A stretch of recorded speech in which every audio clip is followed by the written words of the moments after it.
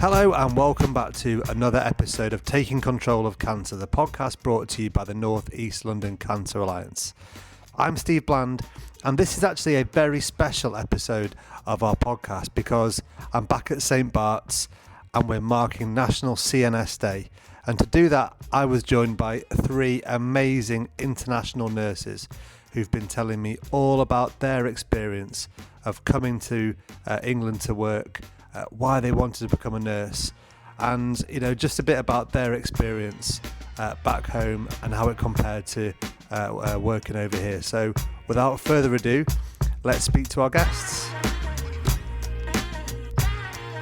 My guests for this one are Angie, who is a clinical nurse specialist here at St Bart's, Kristine Mangaliag, who is also a CNS specialising in lung cancer at Whipps Cross, and we have Robbie Castro. You work at St Bart's as well. Fantastic. So thank you all so much for joining me. Really looking forward to talking to you all. I'd like to ask you all really why you wanted to be a nurse first of all, and then second question, why you wanted to come to England to be a nurse.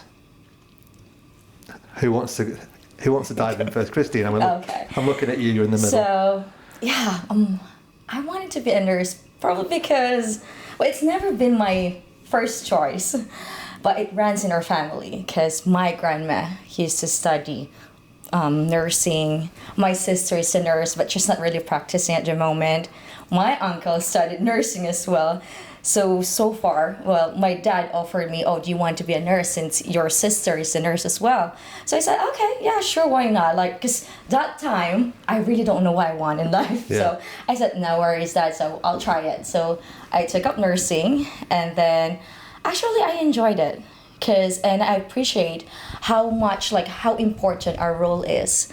And then I got curious. So during 20s, you're still on a curious side, wherein how is nursing outside Philippines, outside my country?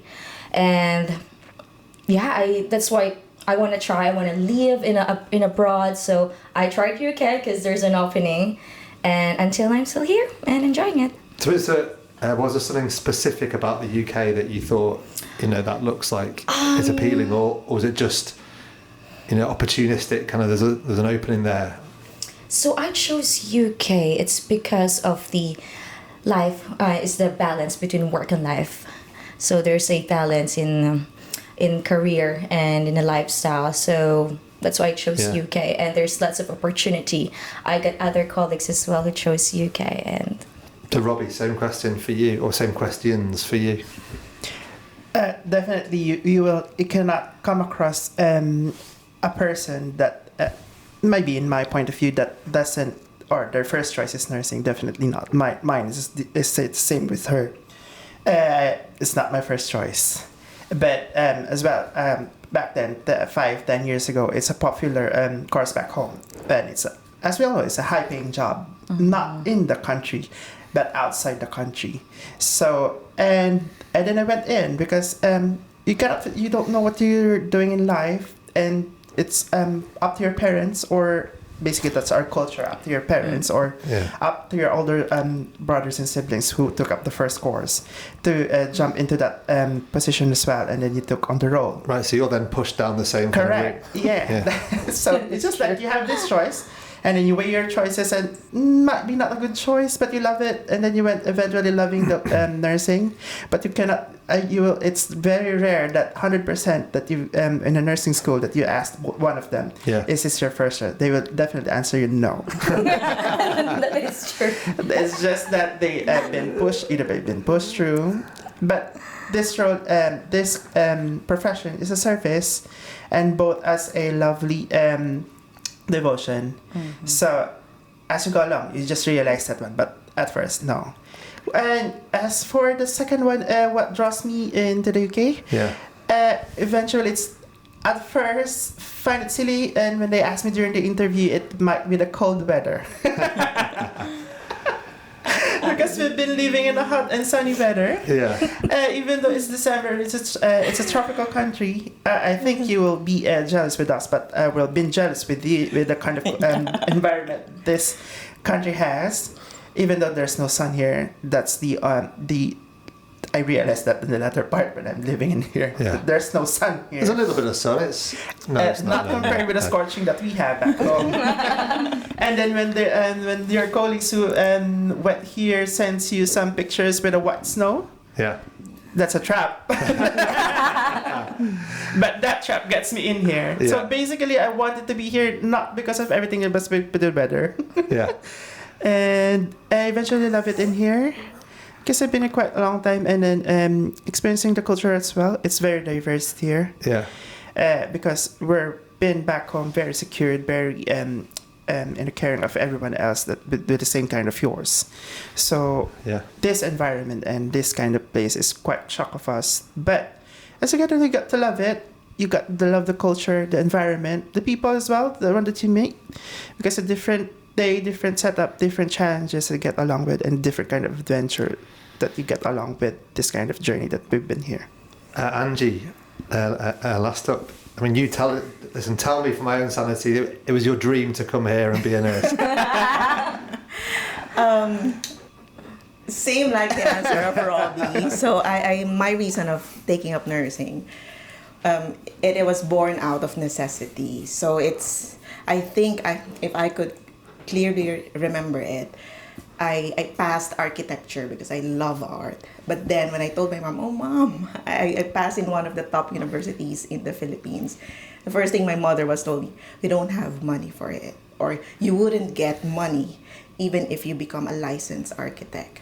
And then that shattered my dream. And then I didn't like how it was. And then my mother was telling me, oh, you're going to have a secure job when you get nursing. Your aunt's a nurse, your cousin's a nurse. It's in the lineage of the Filipino people. And our education system in the Philippines is mainly influenced by American-based. So way back then, so it was out of necessity. I had to do it because it's going to pay you a good salary at that time. In our country, nurses are not being taken care of properly. I don't know if until now, but I think until now as well. And then UK during my time wasn't that popular. It was more US. So it's like go to US, go to US. However, I felt like my personality doesn't suit with US. What attracted me with UK, I remembered it answering the question during way back time was partly because of the art here. I know for a fact that art flourishes here, and that appealed to me. So UK during my time wasn't popular. So when it started opening in our country, I just submitted my application, and the rest is history. Yeah. How did the reality differ to what you expected before you came? You need to face because before I went here, I already prepared myself and my mind that it will be difficult. So I didn't much adjust with the kind of reality because it's the same setting. To be honest, it's the same setting. It's the same patient. It's the same colleague. It's just that they differ in race, culture, and belief. Because back home, you just simply share the same one. But in here, it once hits you when you've not in your first few months. It strikes you after you've done the role during your first year. So it kind of hits you that you're really into this country. Yeah. And you're facing being alone, being no one to turn to, and everybody expecting you that you're doing what you need to be doing with less help and less support, that you can stand on your own. But that one, I prep my mind onto it. So it helps me to adjust within. All about mindset and Mindsetting, definitely. how you approach it. Yeah. And I think Yeah, that's it. yeah, same with you, because I already prepared my mind before coming here in UK. So it's just really mindset, and it's just like more on preparing yourself as well, telling yourself, well, this is what you want. Yeah. So yeah, just really more on mindset, and I'm well prepared that there will be like a difference because of like just different culture, different beliefs, values. Though, yeah, same with caring system. Probably just more on like a system with the process, actually, the healthcare. Because way back home, next of kin are allowed to stay with the patient. So probably that's the one thing that I could really tell the difference between here in Philippines. So before, we really encourage relatives to stay with the patients, but here it's only like they could only allowed for like a couple of hours for visiting.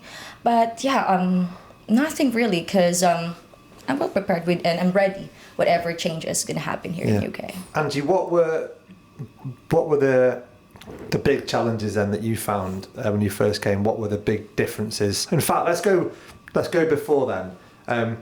The training in the Philippines. Talk me through the training in the Philippines and what you had to do when you got here. Whether the training just carried on, whether you had to do a conversion of some sort or like an additional bit of training. Tell me how that worked. Very different. So different. So it's like in the Philippines, we are patterned after the American healthcare system and also the education. So firstly, everything, the contextual side of learning nursing is so different from UK. So even the medical jargons, we had to adjust to it. And also the nursing there in the Philippines, it's not as structured. And also the healthcare itself, because it also affects us nurses, not as structured as how it is in the UK. And also in terms of adjusting to it, I would say I find it, compared to them, I wouldn't say I'm much prepared. It's weird because my first job was from the Philippines and then moved to the Middle East, Gulf countries. Right. I was a Mumarita nurse, Maltawari, A&E nurse there. And then for 4.5 years and then moved here in UK. In my case, it's weird. I started young, 21 years old. I'm 38 now.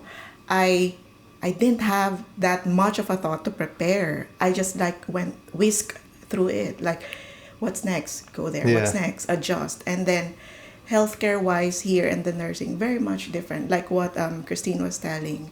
Here, there's much of a structure of next of kin. You think of the patients even outside the community, whereas in the Philippines, you're just a nurse in this certain field. It doesn't go beyond that one.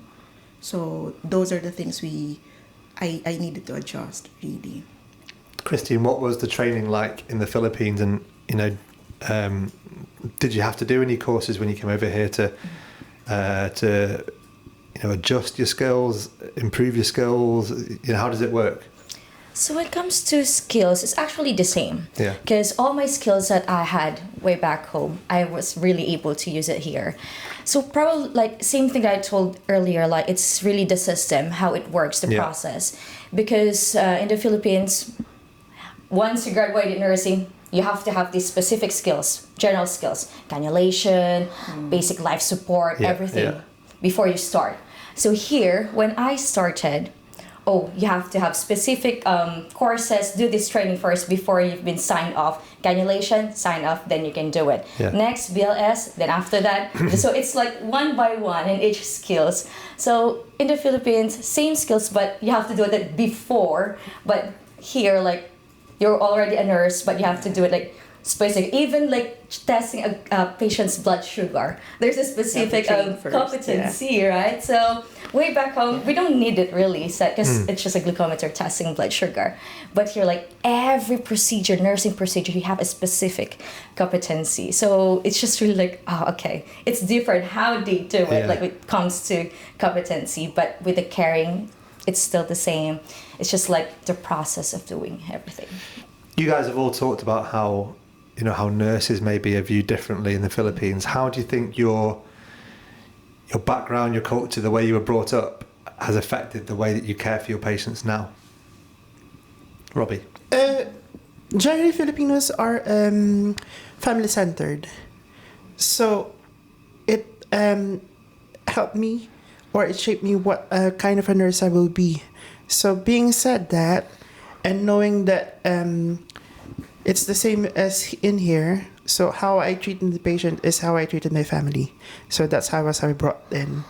So I viewed the care that I was been told back or taught back home the same way I will be applying in this kind of setup here in the UK.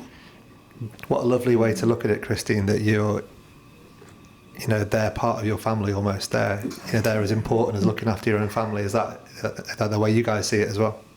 Yes, and probably the main thing with being an international nurse is, like, I know how it feels to be in a different country, and same like having a different culture, beliefs, and values. I could really use that as a sample to connect with my patients. Yeah. So it's just the same as knowing. It's not just about knowing the condition of the patient, but knowing them more personally. Like, you know, there's a connection, so I can really connect because I understand. Like, being, it's not really different. It's not that. That's not how it sounds like different, but it's something like that. Yeah. Like, you know, how it feels being in a different culture. So that's how I really connect with my patient, and I think it really helps. Yeah, like you understand, I guess, what it feels to maybe feel a bit alone. Yeah. Maybe what it feels to be a bit overwhelmed. You sort of get that understanding. Yes, it is. They're both correct. I share the same sentiment. It's our culture is very much family oriented, so it translates to how we execute our task. It's very relational, and we find comfort in the fact that personally for me, I find comfort in the fact that if I see my patient alone, I could identify my own homesickness, and hence my care towards that person is double or triple, because like what Kristine told, you know how it feels. So it's coming from a relational family value. Really, it translates through the work. Has it been challenging, not just the job? Has it been challenging, you know, just moving to a different country? I imagine, you know, you guys have each other. How much has that been a big support for you as well, Kristine? Yes, it is. For me, yes, because one of the hardest thing that I've done, like moving here, is leaving my family. Yeah. Especially my parents, because actually I got one sister, so my sister lives abroad as well. And then after her, it's me. So leaving my family is different, and sometimes being alone here is a bit being really emotional and feel alone. And it's just, you know, the carrying the home, the comfort of home, and because being in a family-centered culture, being away, we're quite big, and being away from them, and that's the hardest part. Being away. Do you get to from go home them. very often? Sorry, what's that? Do you get home very often? Not really. So I did last year after 3 years. Right. Because it's really expensive, honestly. Like the expense of going home is really a lot. Yeah. And at the same time, I want to earn more because obviously I want to support my family as well. It's just my dad and mom. Yeah. And I love traveling, so that's one of the reason why I need to work hard to travel more. Robbie, when you've maybe felt, you tell me, have you felt overwhelmed, homesick? When you felt like you have challenges professionally or personally, where have you turned for your support? So to give you a bit of background, I didn't come alone in here. Right. So when an agency in back home interviewed you, you come here in batches. Oh, okay. Right. So it's a large, in my case, it's a large batch. It's a large batch. How many? So we're 30 to 35 in the group. But you're scattered between Bart's, every Bart's hospital. So in a Bart's hospital, you might be having 5 to 10 colleagues or 15 to 20 colleagues. Yeah. So that will become your instant family, not just your colleague. And when you entered here, you will be settled in a accommodation. So you basically have them all throughout your journey. That is when you develop a personal relation with them. They're not just strangers anymore and not just colleagues. So whenever I'm having difficulty, because you share the same experience, you share the same journey, they can relate with you. Plus the fact that you've been raised and you've had the same culture, beliefs, and ethnicity. That is where you can share the same reflection and I've been experiencing this one with my other colleague and then they're not helping, or experience it the same, and then it gives you some kind of a relief that you're sharing. It's just sharing, but you get the relief of acceptance and thoughts. But once you've been living in your own, good thing believe me or not, 100%. There's no single hospital where there's no Filipino nurses in each ward. Yeah. And they come before you. Yeah. So that's where I sought professional advice as well, because they come before you. Yeah. They have this wisdom and knowledge that they've been through a lot, and then they can give you advice. And then some of them sheltered you and nourished you as their own families. So you Yeah. got your friends and colleagues who come before you, come with you, and then those come before you. So those two are. But I'm not neglecting the help that I got from the usual staff and other from the races. Believe me or not, I've been mostly grateful as well with those other nationalities or Yeah. the British ones that in here, Yeah. because they look after me as well. Because nobody will, they can share the sentiments. Nobody will ask you, you're right. Why do you ask me if I'm right? What is that for? Do I look miserable because I just came here? You don't want to come to Manchester, then that's all we ever say.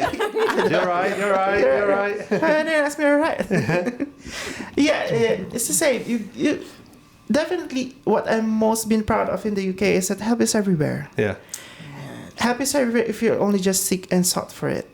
And then it will come to your most needed time. Would you guys share that sentiment? Yeah. Or are there any other places maybe you guys have looked for help and found help? Yeah. I learned how to speak up. Yeah. Because coming from a Southeast Asian background, in our culture, speaking up is frowned upon. Right. Yeah, so it's like we are family oriented. Don't get us wrong, we're family oriented, but we have to wait. For an instance, if you're more senior than me, I have to let you finish first what Yeah. you're telling. If I wanted to present my case, I have to change my tone, lower it down a bit, bend a bit forward. So there's a lot of like those traditions that goes with it. Yeah. So speaking up, so sometimes they I remember this one when I first got in UK. One person commented, "Oh, you Filipinos are pushovers." To be honest, I don't know what pushover meant at the time. But when I checked, Have you learned now? You've learned what it means now. eventually, yes. But when I Googled it, we're not like that. Yeah. So I felt like they did not understand where we're coming from culture-wise, because where we come from, you have to be meek. You don't have to raise your voice because it shows as disrespect. So when I got here, I learned how to balance, how to speak up, and like what Robbie told, help is everywhere. Yeah.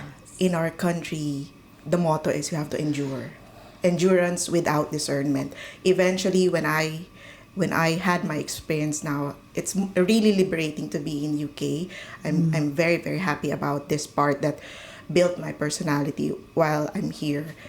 My endurance now is plus with discernment. Yeah. So I know now how to like, oh, this doesn't work now for me. I can say no. Yeah. I can tell them, oh, I need help. So because way back where we come from, it's not that openly discussed. Yeah, that's interesting, isn't it? Like you know, I think I worked in Brazil for a little while, and when you go into a culture that is so very different to yours, you can have lots of little interactions that are, you know, quite awkward culturally. I remember there was one lady in Brazil, and I walked down in the morning, and I come from Manchester, so we sometimes call people chicken. It's like, all right, chicken, how you doing? And I called her chicken, and she got really offended that I called her chicken because she thought that meant I was calling her a coward. Yeah. And I was like, no, honestly, it's really simple. It's just so chicken here is different. It's just me saying, like, you know, hi, how are you doing? And she got really offended. I wonder, offensive. have you guys encountered any sort of awkward cultural challenges maybe along the way? Probably same with Robbie, because with that I can't remember. I mean, I can't really forget that my experience. Like first coming here, like everyone has been asking, like, "Are you alright? Are you alright?" I was like, "Yes, am I really miserable? Do I look confused to them?" I was like, Do I look unwell? Yeah, and honestly, like when I first came here, that's the hardest question I've ever got. How am I? And like as the day goes by, like I'm used to it. How am I? And I started to think like, asking myself, I said, how am I? Like I've never. Yeah, you're doubting yourself now. It's a real Honestly. self-reflection. Yeah, it's like a self-reflection to me, reflecting on how am I? Because I've never asked myself way back, well, how am I? Because no one asks. No one asks where we asks, come from. honestly. Plus it's winter, so Yeah, and I really appreciate it, How honestly. Yeah. How Why are you am asking? I? That's so funny because, Yeah. as you know, I would never have thought that as being a difficult question. it is if you're from the outside of the UK, because It you've is. got lots of emotion building up in yourself. You're just recently out of your country, Yeah. and then everyone is asking how you're right. Do I look not all right? Do you get some shocked? People only expect, when you say it to someone, they just go, "Yeah, I'm fine," and you move on. Are you guys giving Very these much. really long answers? Well, let me tell you how I am. Let me tell you how I really am. And you go like this big long answer. Yeah. Sometimes I need to pause it. No. Yeah. just said- yes, no.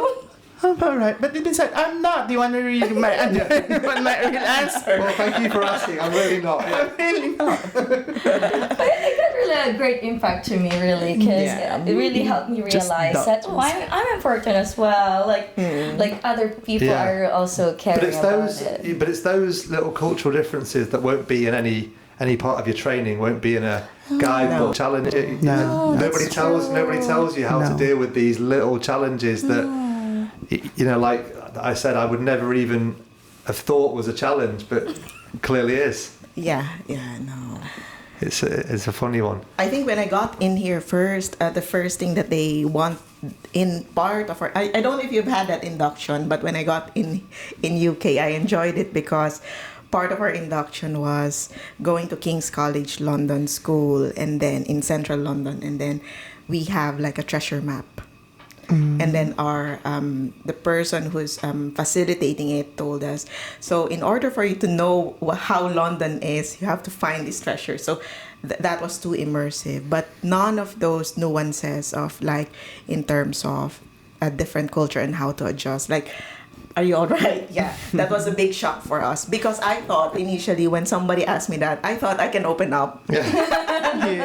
And then you're correct.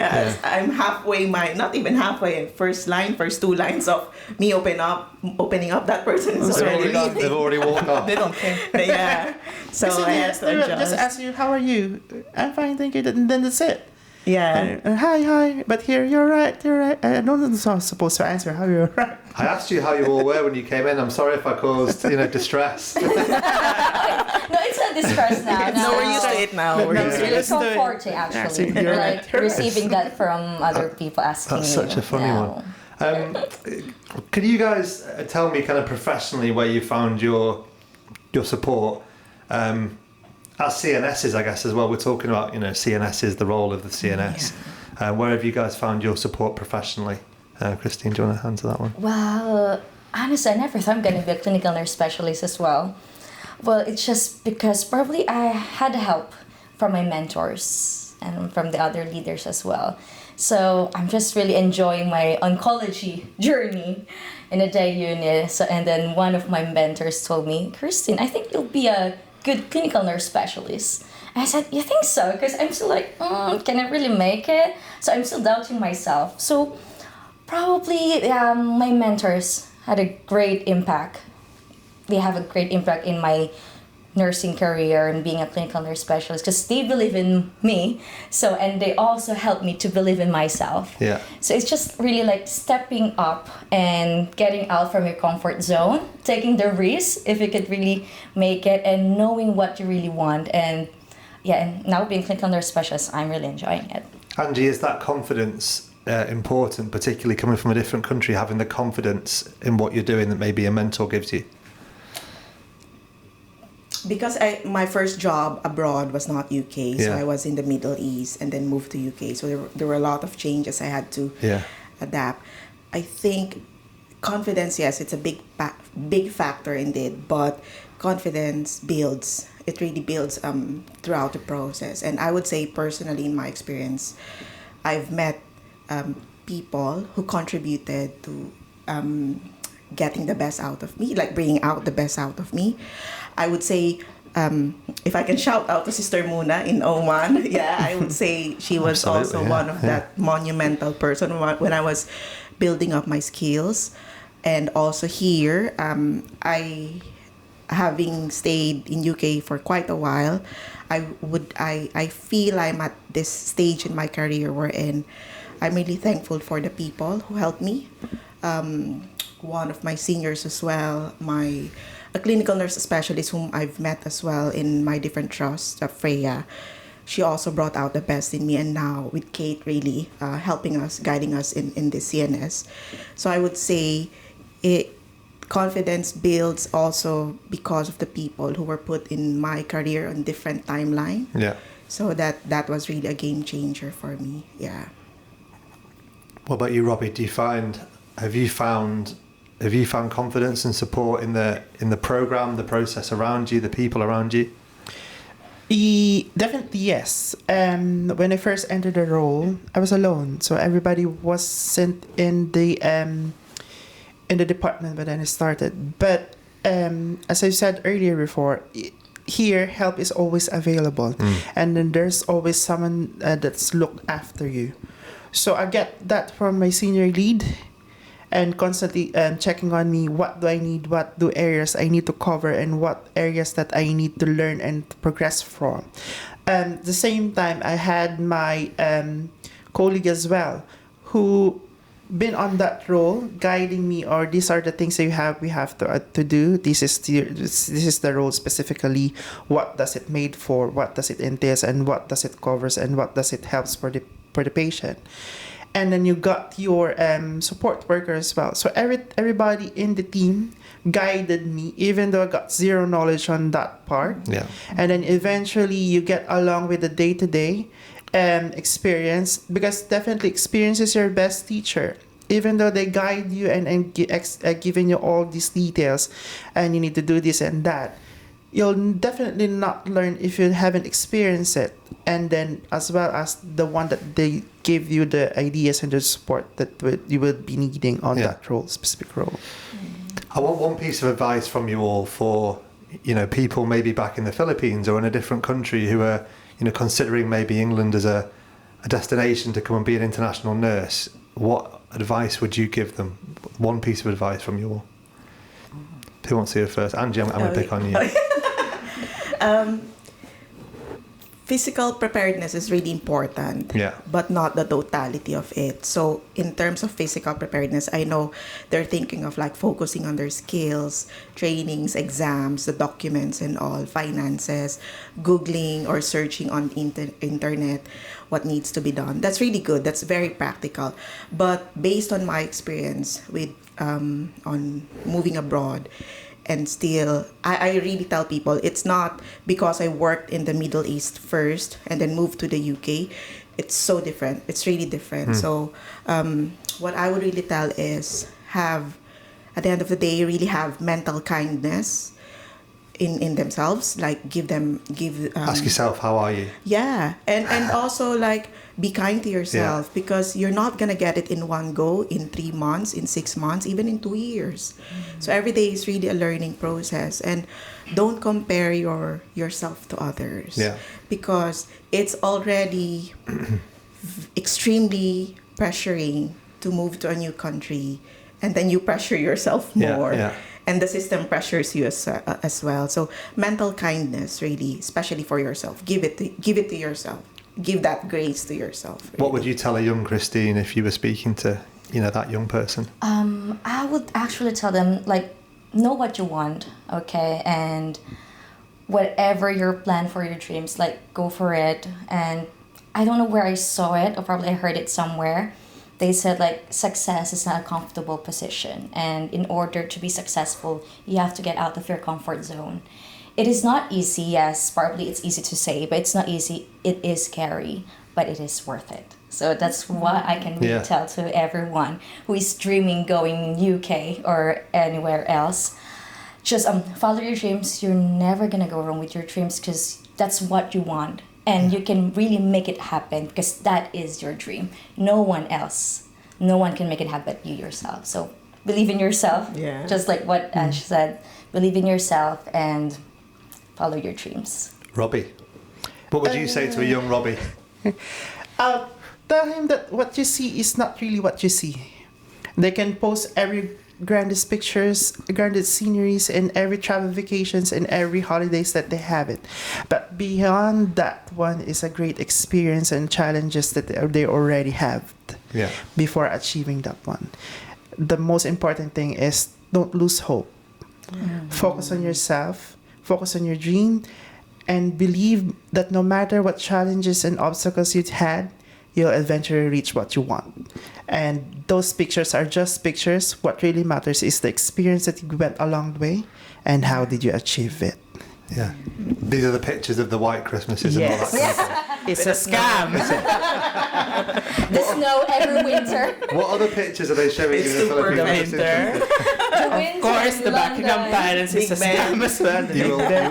You live at Buckingham Palace and we always have white Christmases. Yeah. Yeah. That you always eat fish and chips as well. Well, that's kind of true. Like we do always eat fish and chips. Yeah. Are there any misconceptions about international nurses? Anything that people get wrong? Maybe people in this country that people get wrong about international nurses? Any misconceptions that you've come across? Probably they thought that we're just filling gaps. Yeah. With the job offers, because I know the health system here they really need nurses. Yeah. And there's not enough nurses here in UK, so they need to hire internationally. Yeah. So probably the misconception, we're not just really filling gaps, but we're here to strengthen the health system. Yeah. We're here to continue the standard of care in UK. We're here to give more knowledge, skills, share our knowledge, our experiences here in UK, and to share everything what we know, way back home around outside UK. So it's really I want them to know that we're not just patching wherever we need nurses, patching here, put people here, put it there. You're not just saving money somewhere, No. You guys are those attitudes that you do come across? Oh yeah. We heard that one. Yeah. That they bring Filipino nurses because it's cheaper. Yeah. Cheaper workforce. I don't think so. Is it now? I don't know. Way back during my time, those were the stereotypes. Yeah. But in addition to what Kristine also told earlier, we're not just filling gaps. And also, what I wanted people to know about internationally trained nurses, when we come into a new country, I hope they also understand that when they teach us, we wouldn't get it in just a snap. Example, only language. Language is really, for me, so difficult because if you look into the Filipino language system, we have a lot of dialects. It's not just English and the main one. And also, we don't have our language structure is there's no gender. It's gender neutral. Right. Yeah. So I had to adjust it. Even until now, I'm adjusting it. If I give handover, I meant it's a male patient. I keep on telling she because there's really those small things. It affects. Wow. So when I started here, I feel those are just the misconceptions. They feel like we don't know a lot, but it's not that we don't know a lot. It's more of we were just trained differently. Mm-hmm. So I think they should also consider that one, that everybody, even other nationalities, they're also trained differently. So when they come in here, they have to, I personally had to unlearn some of the things that I know and open my knowledge about what UK could help me with. But also, Robbie, being trained differently doesn't mean being trained worse, does it? Being trained differently, you guys have, we have some wonderful nurses here, but, the way that you guys were explaining your sort of family approach, I think is amazing. So just because it's different doesn't mean it's not as good. Yeah, I think so, yeah. Not being different is not kind of worse because it gives you a little bit of a new perspective. It gives them a new perspective of what healthcare should be and what approach they might learn from you and you might learn from them. So it's a reciprocity of what learning should be. That you learn from these international nurses how they bring a brought up approach and what their structured studies are about. and then you learn as well from them that, oh, this is what works best in this one, but however, your approach might be a big difference as well in the healthcare system that we've been providing for long ago. So it's a breakthrough as well, and learning each other's education as well. Final question: what does the future hold for you guys? Are you guys here for the long term now? You know, you're thinking maybe you go back at some point. What are the next 5 or 10 years look like for you guys? What are the ambitions? Well, probably gonna stay long term. Yeah. Now that I have a boyfriend. So I don't think I can leave UK. Because my boyfriend lives here, so my boyfriend is English. Right. So I don't think he would love me to like leave this country. But yeah, I'll be staying long term. And I'm gonna continue improving my skills because I see myself as hopefully a great leader someday in this chosen career. And yeah, but I can see myself long term here. Yeah. Angie, what are you I'm really enjoying Yeah. at this point in time of my career.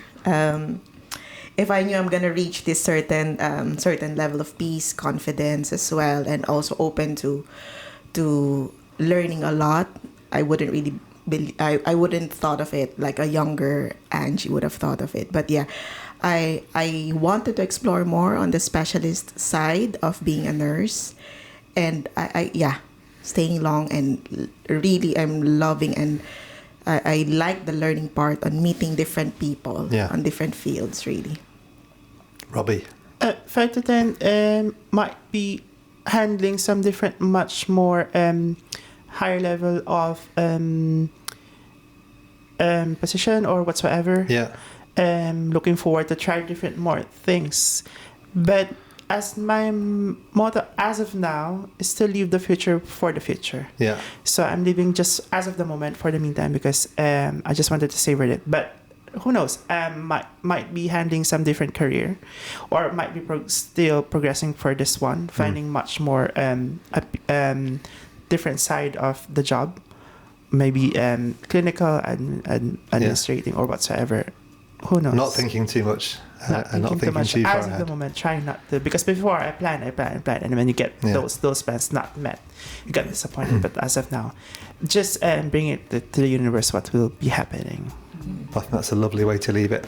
I've no doubt your patients are extremely lucky to have you. So yeah, thank you on behalf of them, and thank you very much for speaking to me as well. Thank You're welcome. you. Thank you. So much for having me.